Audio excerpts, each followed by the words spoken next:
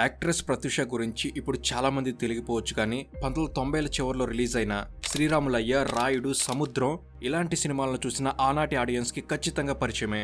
నిజానికి తెలుగు అమ్మాయి ప్రత్యూష తెలుగు ఆడియన్స్ కన్నా తమిళ ఆడియన్స్ కి ఎక్కువగా సుపరిచితం. తెలంగాణలోని భువనగిరికి చెందిన ప్రత్యూష సినీ ఇండస్ట్రీలో 5 సంవత్సరాలు కూడా కంటిన్యూ కాలేదు. కానీ ఈ కొద్ది కాలంలోనే తెలుగు, తమిళ భాషల్లో మొత్తం 11 సినిమాల్లో నటించింది.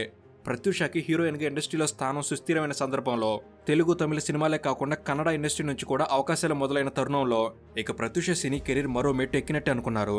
కానీ కెరీర్ మరో మెట్టు ఎక్కడం కాదు, 2002లో ఎవరూ ఊహించని విధంగా ప్రత్యూష అనే హత్యకు గురైంది. ప్రత్యూష హత్యను కుటుంబ సభ్యులు, ఇండస్ట్రీ వర్గాలు ఎవరూ ఊహించనే లేదు. మరీ ముఖ్యంగా సాయంత్రం 4 గంటలకి ఇంట్లో నుంచి బ్యూటీ పార్లర్కు బయలుదేరిన ప్రత్యూష హాస్పిటల్లో అడ్మిట్ అయిందని రాత్రి 8 గంటలకు ఫోన్ వచ్చింది. సాయంత్రం ఇంటి నుంచి బయటకు వెళ్లిన సమయంలో సంతోషంగా ఉన్న ప్రత్యూష రాత్రికి ఐసీయూలో ప్రాణాపాయ స్థితిలో ట్రీట్మెంట్ తీసుకోవాల్సి వచ్చింది. అదే హాస్పిటల్లో మరో ఐసీయూలో ఉన్న సిద్ధార్థ రెడ్డి అనే ఒక బడా పొలిటీషియన్ కొడుకే దీనికి కారణం అన్న విషయం ప్రత్యూష కుటుంబ సభ్యులకు కూడా తెలుసు. జరిగింది ఆత్మహత్య ప్రయత్నం అని ముందుగా అందరూ అనుకున్నారు. తర్వాత ప్రత్యూష అది హత్య అనే కంక్లూజన్కి వచ్చారు. ఇక ప్రత్యూష మీద సిద్ధార్థ రెడ్డి తన ఫ్రెండ్స్ తో కలిసి అత్యాచారం చేశాడనే అనుమానాలు కూడా వినిపించాయి. ఇప్పటికీ వినిపిస్తూనే ఉన్నాయి. ఈ మొత్తం వ్యవహారంలో తీవ్రంగా నష్టపోయింది మాత్రం ప్రత్యూష కుటుంబమే. ఎందుకంటే ప్రత్యూష మరణానికి న్యాయం జరగలేదు అనేది ప్రత్యూష తల్లి చేస్తున్న ఆరోపణ. ప్రత్యూష కేసులో ఆధారాలు తారుమారు చేయడం, ఇన్వెస్టిగేషన్ ని కొందరు బడా బాబులకు అనుకూలంగా చేయడం, ఇలా మొత్తం వ్యవస్థ అంతా ప్రత్యూష మరణానికి న్యాయం చేయడంలో పూర్తిగా విఫలమైంది. దాంతో ఇప్పటికీ ప్రత్యూష మరణం చుట్టూ అనుమానాలు అలానే ఉన్నాయి. కనుక ఈ కేసు గురించిన పూర్తి విషయాలను మనం ఇక్కడ తెలుసుకునే ప్రయత్నం చేద్దాం. అసలు ప్రత్యూష ఎవరు, ఆమెకి సినిమా అవకాశాలు ఎలా వచ్చాయి, ప్రత్యూషకి సిద్ధార్థ రెడ్డికి ఉన్న సంబంధం ఏంటి, సిద్ధార్థ రెడ్డికి ప్రత్యూష మరణానికి ఉన్న సంబంధం ఏంటి, ప్రత్యూష కేసు ఇన్వెస్టిగేషన్ ఎలా జరిగింది, ఈ ఇన్వెస్టిగేషన్ గురించి ప్రత్యూష కుటుంబం చేస్తున్న ఆరోపణలేంటి, అసలు ప్రత్యూష అది ఆత్మహత్య, హత్య లేదా అత్యాచారమా, ఇలా ప్రతి ఒక్క సమాచారాన్ని మనం స్పష్టంగా ఈ వీడియోలో ఇప్పుడు చూద్దాం. ఈ విషయంపై మీకు ఏమైనా అవగాహన ఉంటే ఖచ్చితంగా కామెంట్స్ లో తెలపండి. సో లేట్ చేయకుండా let's get into the video.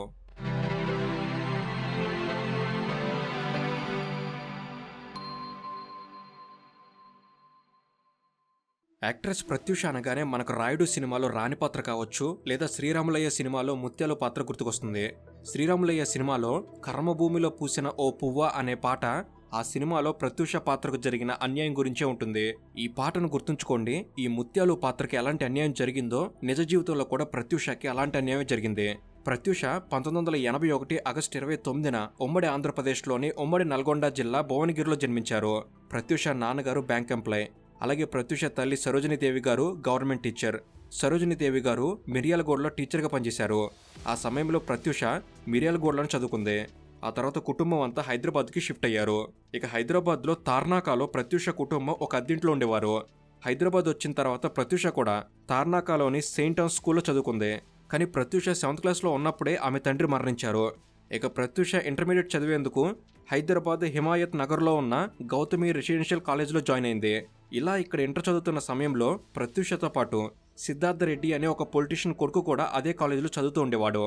ఈ క్రమంలోనే ప్రత్యూషకి సిద్ధార్థ రెడ్డికి మధ్య ఉన్న పరిచయం కాస్త ప్రేమగా మారింది. ఇద్దరూ ప్రేమలో పడ్డారు. ప్రత్యూష ఇంటర్ చదువుతున్న సమయంలో జెమినీ టీవీ నిర్వహించిన ఒక యాక్టింగ్ కాంటెస్ట్ కి ప్రత్యూష కూడా ఫోటోలు పంపించింది. అలా ప్రత్యూష ఫోటోలు చూసిన డైరెక్టర్ రాఘవేంద్రరావు గారు ప్రత్యూషని సెలెక్ట్ చేసి జెమినీ టీవీ ఆఫీస్కి పిలిపించారు. అక్కడ ప్రత్యూషని ఆడిషన్ చేశారు, స్క్రీన్ టెస్ట్ కూడా చేశారు. వీటన్నిటిలో ప్రత్యూష సెలెక్ట్ కావడంతో ప్రత్యూషని ఫైనల్ 7కి సెలెక్ట్ చేశారు. అంటే ఆ సెలక్షన్లో ప్రత్యూషతో పాటు మరో 6 అమ్మాయిలు సెలెక్ట్ అయ్యారు. ఆ రోజు ప్రత్యూషతో పాటుగా సెలెక్ట్ అయిన 6గురిలో ఒకరు హీరోయిన్ లయ, ఇంకొకరు సింగర్ సునీత, మరొకరు యాంకర్ ఉదయభాను ఉన్నారు. ఇలా అక్కడ సెలెక్ట్ అయిన తర్వాత ప్రత్యూషకి యాక్టింగ్, డాన్సింగ్ నేర్పించమని తన తల్లి సరోజినీదేవి గారికి చెప్పారు. చెప్పడంతో పాటు డైరెక్టర్ రాఘవేంద్రరావు గారే స్వయంగా ఒక ట్రైనర్ని కూడా పరిచయం చేశారు. అలా సినిమా ఇండస్ట్రీతో ఏమాత్రం సంబంధం లేని ప్రత్యూష అడుగులు సినిమాల వైపు పడ్డాయి. అలా ఏర్పడ్డ పరిచయాలతో ప్రత్యూషకి శ్రీరాములయ్య సినిమాల అవకాశం వచ్చింది. అలా ప్రత్యూష 1998లో యాక్టర్ అయ్యింది. ఆ తర్వాత శ్రీరాములయ్య సినిమాలో హీరోగా నటించిన మోహన్ బాబు గారు తాను తీస్తున్న రాయుడు అనే సినిమాలో తనకి కూతురుగా నటించేందుకు ప్రత్యూషను సెలెక్ట్ చేసుకున్నారు. అలా మొదటి 2 సినిమాల్లో మోహన్ బాబు గారితో నటించింది. అయితే ప్రత్యూష నిజానికి హీరోయిన్ కావాలనుకుంది. కానీ హీరోయిన్ పాత్రలు కాకుండా కూతురిగా, పని మనిషిగా అవకాశాలు వచ్చాయి. నిజానికి రాయుడు సినిమాలో ప్రత్యూషకు దక్కిన క్యారెక్టర్కి ఆ సినిమాలో చాలా స్కోప్ ఉంటుంది. కాబట్టి ప్రత్యూష హీరోయిన్ అయిపోయినట్టే అనుకున్నారు. కానీ రాయుడు, శ్రీరాములయ్య ఈ 2 సినిమాల తర్వాత కూడా ప్రత్యూషకి సైడ్ క్యారెక్టర్లు మాత్రమే వచ్చాయి. దాంతో కేవలం హీరోయిన్ గా మాత్రమే నటించాలని కొన్ని అవకాశాలు కూడా వదులుకున్నారు. ఆ సమయంలో ప్రత్యూష హోటల్ మేనేజ్మెంట్ చేసింది. అయితే కొంతకాలం సినిమాలకు గ్యాప్ రావడంతో సిద్ధార్థ్ రెడ్డి ప్రత్యూషల ప్రేమ వ్యవహారం ఇద్దరి ఇంట్లో తెలిసిపోయింది. ప్రేమ వ్యవహారం అందరికీ తెలియడంతో ప్రత్యూషని డైరెక్ట్ గా వాళ్ళ అమ్మకి తన ప్రేమ గురించి చెప్పి ఇద్దరం పెళ్లి చేసుకోవాలని అనుకుంటున్నాం అనే విషయాన్ని కూడా చెప్పింది. నిజానికి ప్రత్యూష వాళ్ళ పేరెంట్స్ది కూడా లవ్ మ్యారేజ్ కావడంతో వాళ్ళ అమ్మ ప్రత్యూష ప్రేమను అంగీకరించింది. ఇక సిద్ధార్థ్ రెడ్డిని పిలిపించి ప్రత్యూష తల్లి సరోజినీదేవి గారు స్వయంగా మాట్లాడారు. ఆ సమయంలో సిద్ధార్థ్ రెడ్డి ఫారెన్ వెళ్లి ఎంఎస్ చేయాలనే ప్లాన్లో ఉన్నాడు. కాబట్టి ముందైతే ఎంఎస్ కంప్లీట్ చెయ్యి, ఇద్దరూ లైఫ్లో సెటిల్ అయిన తర్వాత పెళ్లి చేస్తారు అని మాట ఇచ్చారు. సో అలా ఒకవైపు ప్రత్యూష ఫ్యామిలీ నుంచి వీళ్ళ ప్రేమకి లైన్ క్లియర్ అయింది. కానీ సిద్ధార్థ్ వాళ్ళ ఇంట్లో మాత్రం ప్రత్యూషని యాక్సెప్ట్ చేయలేదు. ముందుగా ఇద్దరి కులాలు వేరు, అదీ కాక ప్రత్యూష సినిమాలో నటిస్తుంది. సినిమాలో నటించే అమ్మాయిని కోడలుగా అంగీకరించేందుకు సిద్ధార్థ్ రెడ్డి తల్లి ఒప్పుకోలేదు. సిద్ధార్థ్ రెడ్డి ఇంట్లో ఒప్పుకోకపోయినా కూడా వీళ్ళ ప్రేమ వ్యవహారం అలానే కొనసాగింది. ఒకవైపు చదువుకుంటూనే ప్రత్యూష సినిమాల్లో హీరోయిన్గా అవకాశాల కోసం ప్రయత్నిస్తూనే ఉండేవారు. అలా ఆ ప్రయత్నాలు సక్సెస్ అయ్యాయి. చెన్నై నుంచి భారతీ రాజా గారు పిలవటం, ప్రత్యూష చెన్నై వెళ్లటం, భారతీ రాజా గారు ప్రత్యూషని హీరోయిన్గా సెలెక్ట్ చేయడం ఇవన్నీ చకచక జరిగిపోయాయి. కాదల్ పొక్కల్ అనే సినిమాలో ప్రత్యూషకి హీరోయిన్గా తమిళ ఇండస్ట్రీ నుంచి ఆఫర్ రావడం, ఆ తర్వాత కూడా వెంటనే హీరోయిన్గా తమిళ సినిమా ఛాన్సులు రావడంతో తమిళ్లో మొత్తం 6 సినిమాల్లో నటించింది. తమిళ ఇండస్ట్రీలో హీరోయిన్గా నటిస్తూనే తెలుగు సినిమాల్లో కూడా హీరోయిన్గా అవకాశాలు వచ్చాయి. కలుసుకోవాలనుంది, స్నేహం అంటే ఇదేరా లాంటి సినిమాల్లో హీరోయిన్గా అవకాశాలు వచ్చాయి. అలా 1998 నుంచి 2002 మధ్య ఈ 4 సంవత్సరాల్లోనే ప్రత్యూష జీవితం పూర్తిగా మారిపోయింది. వరుసగా అవకాశాలు, తెలుగు తమిళ ఇండస్ట్రీల నుంచి వరుస సినిమాలు, ఇలా 4 సంవత్సరాల్లో మొత్తం 12 సినిమాల్లో నటించింది. ఆ రోజుల్లోనే ప్రత్యూష రెమ్యునరేషన్ 5 లక్షల రూపాయల వరకు వెళ్ళింది. ప్రత్యూష హీరోయిన్గా బిజీగా ఉన్న సమయంలో కూడా సిద్ధార్థ్ రెడ్డితో ప్రేమను కంటిన్యూ చేసింది. నిజానికి ప్రత్యూషనే సిద్ధార్థ్ రెడ్డిని పక్కన పెట్టాల్సిన పొజిషన్కి ప్రత్యూష వెళ్ళింది. కానీ ఎంత పేరు, గుర్తింపు ఇవన్నీ వచ్చినా కూడా ప్రత్యూష సిద్ధార్థ్ రెడ్డిని వదిలిపెట్టలేదు. కానీ గతంలో లాగా ప్రత్యూష సిద్ధార్థ్ రెడ్డికి సమయం ఇవ్వలేకపోయింది. దాంతో సిద్ధార్థ్ రెడ్డికి ప్రత్యూష మీద అసహనం పెరిగిపోయింది. అయితే ప్రత్యూష 1-2 సినిమాల్లో నటించినందుకే సిద్ధార్థ్ రెడ్డి తల్లి ప్రత్యూషని కోడలుగా యాక్సెప్ట్ చేయలేదు. ఇక ప్రత్యూషకి అవకాశాలు ఎక్కువ అవడం, సినిమాల్లో హీరోయిన్గా బిజీ కావడంతో సిద్ధార్థ్ రెడ్డి తల్లి ప్రత్యూషని మరింత వ్యతిరేకించడం మొదలుపెట్టింది. ఎందుకంటే సినిమాలో నటించే ఆడవాళ్ల మీద సిద్ధార్థ్ రెడ్డి తల్లికి ఉన్న చులకన భావం, తప్పుడు అభిప్రాయం వల్ల ఆమె ప్రత్యూషని కోడలుగా అంగీకరించేందుకు ఇష్టపడలేదు. దాంతో ప్రత్యూష సిద్ధార్థ్ రెడ్డిల పెళ్లి మీద సిద్ధార్థ్ రెడ్డి కుటుంబం నుంచి ఆటంకాలు ఎక్కువయ్యాయి. ఆ క్రమంలో ప్రత్యూష సిద్ధార్థ్ రెడ్డి మధ్య దూరం పెంచేందుకు సిద్ధార్థ్ రెడ్డి కుటుంబం ప్రయత్నాలు మొదలుపెట్టింది. సిద్ధార్థ్ రెడ్డి అప్పటికి ఇంజనీరింగ్ ఫైనల్ ఇయర్లోనే ఉన్నాడు. అయితే 2002 ఫిబ్రవరిలో ప్రత్యూషకి కన్నడ ఇండస్ట్రీ నుంచి హీరోయిన్గా ఒక ఆఫర్ వచ్చింది. ఆ ఆఫర్ని యాక్సెప్ట్ చేసేందుకు 2002 ఫిబ్రవరి 23న ప్రత్యూష బెంగళూరు వెళ్లాల్సి ఉంది. ఆ తర్వాత వెంటనే 4 రోజుల పాటు ఖాళీ లేకుండా తమిళ సినిమాల్లో నటించాల్సి ఉంది. అంటే 2002 ఫిబ్రవరి 23 నుంచి 4 రోజుల వరకు ప్రత్యూష హైదరాబాద్లో ఉండదు. కాబట్టి ప్రత్యూష ఆ ఎయిర్పోర్ట్లో ఉంది. అయితే ఫిబ్రవరి 22న సాయంత్రం 4 గంటలకి ప్రత్యూష బ్యూటీ పార్లర్కి వెళ్తానని చెప్పి తార్నాకా నుంచి సిరి అనే తన బంధువుతో కలిసి పంజాగుట్టలో ఉండే ఫెర్రీ బ్యూటీ పార్లర్కి వచ్చింది. ఎప్పుడైతే సిద్ధార్థ్ రెడ్డికి ఆ విషయం తెలిసిందో సిద్ధార్థ్ రెడ్డి ప్రత్యూషని కలిసేందుకు బ్యూటీ పార్లర్కి వచ్చాడు. అక్కడి నుంచి తన కారులో ప్రత్యూష, సిద్ధార్థ్ రెడ్డి ఇద్దరే నెక్లెస్ రోడ్ వైపు వచ్చారు. ఇక్కడి వరకు కథ బాగానే ఉంది. కానీ ఇక్కడి నుంచి 2 వేరువేరు వర్షన్లను మనం కన్సిడర్ చేయాలి. అవేంటంటే, ఒకటి ప్రత్యూష తల్లి సరోజినీదేవి గారు చెప్తున్న వర్షన్, అలాగే కోర్టు ముందు సాక్ష్యాధారాలతో సహా నిరూపితమైన మరో వర్షన్. ఇక్కడ 2 వేరువేరు వర్షన్లను ఎందుకు ప్రస్తావించాల్సి వస్తుంది అంటే, ప్రత్యూష తల్లి సరోజినీదేవి గారు చెప్తున్న వివరాలు, ఇన్వెస్టిగేషన్లో నిరూపణైన విషయాలు 2 కాంట్రాడిక్టరీగా ఉన్నాయి. కాబట్టి 2 వర్షన్లను చెప్పే ప్రయత్నం చేస్తున్నాం. సాయంత్రం 6 గంటలకి సరోజినీదేవి గారు ప్రత్యూషకి ఫోన్ చేసి ఎక్కడ ఉన్నావని అడిగితే, ప్రత్యూష సరోజినీదేవి గారికి స్వయంగా సిద్ధార్థ్ రెడ్డితో ఉన్నాను, డైరెక్టర్ తేజ గారి ఆఫీస్ నుంచి ఫోన్ వచ్చింది, జేఎం సినిమాలో హీరోయిన్గా కావాలని అడుగుతున్నారు, తేజ గారి ఆఫీస్కి వెళ్ళి వస్తానని చెప్పింది. కానీ గంట తర్వాత రాత్రి 7 గంటల సమయంలో సరోజినీదేవి గారికి ఒక అన్నోన్ నెంబర్ నుంచి ఫోన్ కాల్ వచ్చింది. మీ అమ్మాయి బంజారా హిల్స్ కేర్ హాస్పిటల్లో స్ట్రెచ్చర్ మీద తీసుకెళ్తుండగా చూశాను అని ఒక వ్యక్తి ఫోన్ చేశాడు. ఆ మాటల్ని ముందు సరోజినీదేవి గారు నమ్మలేదు. కానీ రాత్రి 8 గంటలకి కేర్ హాస్పిటల్ నుంచి సరోజినీదేవి గారికి నేరుగా ఫోన్ వచ్చింది. ప్రత్యూష హాస్పిటల్లో ఉందని చెప్పడంతో ఆమె తన కొడుకుతో హుటాహుటిన కేర్ హాస్పిటల్కి వచ్చారు. ఆ సమయంలో ప్రత్యూషకి ఐసీయూలో ట్రీట్మెంట్ చేస్తున్నారు. చాలాసేపటి వరకు అసలు ప్రత్యూషకి ఏమైందో కూడా సరోజినీదేవి గారికి తెలియదు. ఆమెను ఐసీయూలోకి అనుమతించకుండానే ప్రత్యూషకి ట్రీట్మెంట్ చేస్తున్నారు. సరోజినీదేవి గారు ఎంత ప్రయత్నించినా ఆమెను ఐసీయూలోకి అలౌ చేయలేదు. ఇంతలో ప్రత్యూష బంధువులకు విషయం తెలిసింది. వారు కూడా ఆ రోజు అర్ధరాత్రికి కేర్ హాస్పిటల్కి వచ్చారు. అయితే ప్రత్యూషకి ఎక్కడైతే ట్రీట్మెంట్ జరుగుతుందో అదే హాస్పిటల్లోనే మరో ఐసీయూలో సిద్ధార్థ్ రెడ్డికి కూడా ట్రీట్మెంట్ జరుగుతుంది. సిద్ధార్థ్ రెడ్డి కుటుంబ సభ్యులు మాత్రం స్వేచ్ఛగా ఐసీయూలోకి వెళ్తూ వస్తూ ఉన్నారు. ఇదంతా చూస్తూ సరోజినీదేవి గారు ఐసీయూ బయట ఏడుస్తూ ఉండిపోయారు. ఇక రాత్రి 10 గంటల తర్వాత సరోజినీదేవి గారిని ఐసీయూలోకి అనుమతించారు. సరోజినీదేవి గారు ఐసీయూలోకి వెళ్లారు, కానీ ఆమెను దూరంగా నిల్చోబెట్టారు. ప్రత్యూషకి చికిత్స జరుగుతున్న బెడ్ వరకు ఆమెను రానివ్వలేదు. సరోజినీదేవి గారు ఐసీయూలో ఉన్న సమయంలో ప్రత్యూష ముఖానికి ఆక్సిజన్ మాస్క్ ఉంది. సరోజినీదేవి గారు దూరంగానే ప్రత్యూషను చూసి వచ్చేశారు. అసలు ప్రత్యూషకి సిద్ధార్థ్ రెడ్డికి ఐసీయూలో ట్రీట్మెంట్ ఎందుకు చేస్తున్నారు అంటే, ప్రత్యూష మరియు సిద్ధార్థ్ రెడ్డి ఇద్దరు కూల్ డ్రింక్లో పాయిజన్ కలుపుకుని తాగారు. ప్రత్యూష ఆ పాయిజన్ తాగిందా లేదా తాగించారా అనే విషయంలో ఇప్పుడే కంక్లూజన్కి రావద్దు.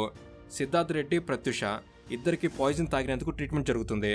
ఫిబ్రవరి 22న రాత్రంతా సరోజినీదేవి గారు హాస్పిటల్లోనే ఉన్నారు. ఇక ఫిబ్రవరి 23న ఉదయం 10 గంటలకి కేర్ హాస్పిటల్ స్టాఫ్ సరోజినీదేవి గారి వద్దకు వచ్చి ప్రత్యూషకి డ్రెస్ చేంజ్ చేయాలి, ఒక డ్రెస్ తీసుకురండి అని చెప్పడంతో ఆమె హాస్పిటల్ నుండి ఇంటికి వచ్చి ఉదయం 11 గంటలకి ప్రత్యూష కోసం ఒక డ్రెస్ తీసుకొచ్చి ఐసీయూ స్టాఫ్కి ఇచ్చింది. ఇలా డ్రెస్ ఇచ్చిన 15 నిమిషాల తర్వాత ప్రత్యూష మరణించింది అనే వార్తని సరోజినీదేవి గారికి చెప్పారు. దాంతో సరోజినీదేవి గారు అక్కడే కూలిపోయారు. సిద్ధార్థ్ రెడ్డి మాత్రం ఐసీయూలోనే ట్రీట్మెంట్ తీసుకుంటున్నాడు, కానీ మరణించింది మాత్రం ప్రత్యూష మాత్రమే. అయితే ప్రత్యూష, సిద్ధార్థ్ రెడ్డిల వ్యవహారం గురించి కేర్ హాస్పిటల్ వాళ్ళు ముందుగానే పోలీసులకి సమాచారం ఇచ్చారు. కాబట్టి ప్రత్యూష డెడ్ బాడీని పోస్ట్ మార్టం చేసేందుకు గాంధీ హాస్పిటల్కి పంపించారు. గాంధీ హాస్పిటల్లో మునుస్వామి అనే డాక్టర్ ప్రత్యూషకి పోస్ట్ మార్టం చేశాడు. మునుస్వామి ఇచ్చిన పోస్ట్ మార్టం రిపోర్ట్లో చాలా సంచలన విషయాలు బయటకొచ్చాయి. ప్రత్యూష గొంతు మీద ఘాట్లున్నాయి, ఛాతి మీద కూడా గాయాలున్నాయి. ఇక ప్రత్యూష తొడల వద్ద స్పెర్మ్ కూడా ఉన్నట్లు తేలింది. ప్రత్యూష మీద హత్యాచారం చేసి ఆమె గొంతు బలవంతంగా నొక్కి నోట్లో పాయిజన్ కలిపిన కూల్ డ్రింక్ పోశారని, ఆమె మీద సెక్సువల్ హెరాస్మెంట్ జరిగిందని పోస్ట్ మార్టం రిపోర్ట్ వచ్చింది. ఇంకా సంచలన విషయం ఏంటంటే, ప్రత్యూష మీద కేవలం ఒక్కరు మాత్రమే కాదు, ఒకరికన్నా ఎక్కువ మంది లైంగిక దాడి చేసినట్లు పోస్ట్ మార్టం రిపోర్ట్ కన్ఫర్మ్ చేసింది. అయితే ప్రత్యూష మీద అత్యాచారం జరిగిందన్న వార్త వైరల్ అయింది. అప్పటికే ప్రత్యూష 2 భాషల్లో హీరోయిన్ కాబట్టి ఇలాంటి విషయాల్లో మీడియా అటెన్షన్ ఎక్కువగా ఉంటుంది. అప్పట్లో న్యూస్ ఛానల్స్ తక్కువ ఉన్నా న్యూస్ పేపర్స్ మాత్రం చాలానే ఉండేవి. ప్రతి పేపర్లో ప్రత్యూష హత్యాచారం గురించి వార్తలు వచ్చాయి. సిద్ధార్థ్ రెడ్డితో పాటు అతని స్నేహితులు ప్రత్యూష మీద హత్యాచారం చేశారని, వారిలో అప్పటి అధికార పార్టీ మంత్రుల పిల్లలు కూడా ఉన్నారని వార్తలు రావడంతో అప్పటి అధికార తెలుగుదేశం పార్టీ మీద పెద్ద ఎత్తున విమర్శలు వచ్చాయి. దాంతో ప్రత్యూష మరణం మీద విచారణ జరిపేందుకు ప్రభుత్వం విచారణ కమిటీని వేసింది. కానీ అధికార పార్టీ నాయకులు ఇన్వాల్వ్ అయ్యారని ప్రభుత్వం మీద ఆరోపణలు రావడంతో 2002 మార్చిలో ఈ కేసు విచారణ సీబీఐకి అప్పగించారు. సరోజినీదేవి గారు కూడా ప్రత్యూష మీద అత్యాచారం జరిగిందని బలంగా మాట్లాడడం మొదలుపెట్టారు. అత్యాచారానికి సంబంధించిన ఆనవాళ్లు లేకుండా చేసేందుకే డ్రెస్ మార్చిన తర్వాత డెడ్ బాడీని నాకు ఇచ్చారని ఆమె అంటున్నారు. ఇప్పటికీ సరోజినీదేవి గారు ఇవే ఆరోపణలు చేస్తున్నారు. అయితే ఇక్కడ మరో వర్షన్ కూడా మాట్లాడుకోవాలి. 2002 నుంచి 2004 మధ్య దాదాపు 2 సంవత్సరాల పాటు సీబీఐ ఈ కేసుని ఇన్వెస్టిగేషన్ చేసింది. ప్రత్యూష, సిద్ధార్థ్ రెడ్డి ఇద్దరూ బయటికి వెళ్లిన తర్వాత సిద్ధార్థ్ రెడ్డి ఇంట్లో పెళ్లికి ఒప్పుకోవడం లేదనే విషయం గురించి వీరు మాట్లాడుకున్నారు. ఆ క్రమంలో సిద్ధార్థ్ రెడ్డి ముందుగా తీసుకొచ్చిన పాయిజన్ కలిపిన కూల్ డ్రింక్ని ఇద్దరు తాగారు. తాగిన తర్వాత సిద్ధార్థ్ రెడ్డి కారులో ఇద్దరు కేర్ హాస్పిటల్కి వచ్చారు. కేర్ హాస్పిటల్కి వచ్చే సమయానికి ప్రత్యూష స్పృహలో లేదు, కానీ సిద్ధార్థ్ రెడ్డి మాత్రం కార్ డ్రైవ్ చేయగలిగాడు. అలాగే తానే స్వయంగా ప్రత్యూషాన్ని అడ్మిట్ చేయగలిగాడు. ఆ తర్వాత సిద్ధార్థ్ రెడ్డికి కూడా ట్రీట్మెంట్ స్టార్ట్ అయింది. అయితే ఈ మొత్తం వ్యవహారంలో సిబిఐ ఇన్వెస్టిగేషన్లో తేలింది ఏంటంటే, డాక్టర్ మునుస్వామి ఇచ్చిన పోస్ట్ మార్టం రిపోర్ట్ పూర్తిగా తప్పు. అసలు పోస్ట్ మార్టం చేసింది మునుస్వామి కూడా కాదు, మునుస్వామి అసిస్టెంట్ పోస్ట్ మార్టం చేసి రిపోర్ట్ని తప్పుగా రాశాడు.